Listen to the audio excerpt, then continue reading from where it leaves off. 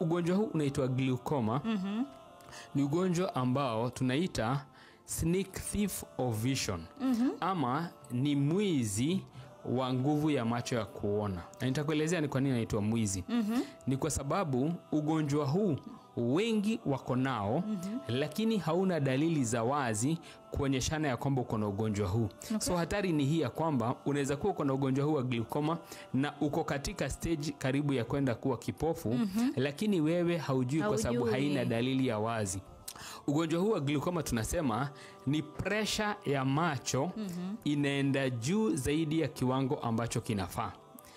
Mariam, ni vizuri kusema hivi, jicho lako linakaa kama mpira.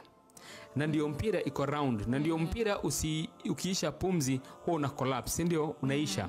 Lakini kwa sababu kuna vitu viwili viko ndani ya jicho lako, moja ni maji, ingine ni pumzi.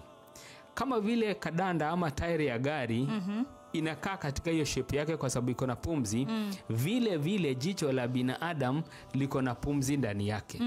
Hiyo pumzi inastahili kuwa kiwango fulani, lakini ikizidi inaitwa intraocular pressure, pumzi ya ndani ya jicho.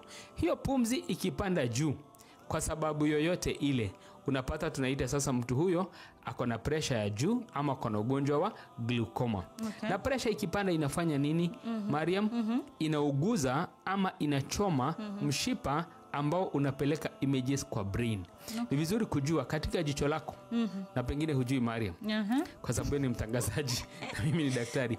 Jicho lako limesonga hadi karibu kwenye masikio yako. Jicho haliko tu hapa mbele, limejivuta upande wa nyuma.